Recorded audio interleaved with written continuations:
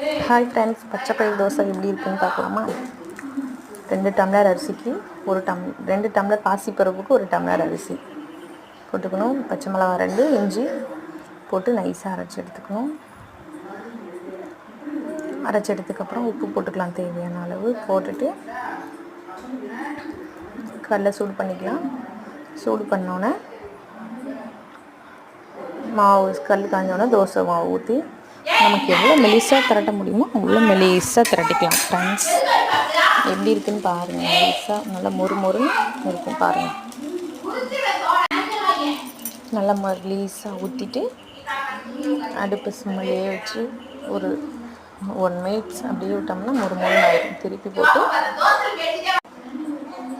திருப்பி போட்டுக்கலாம்.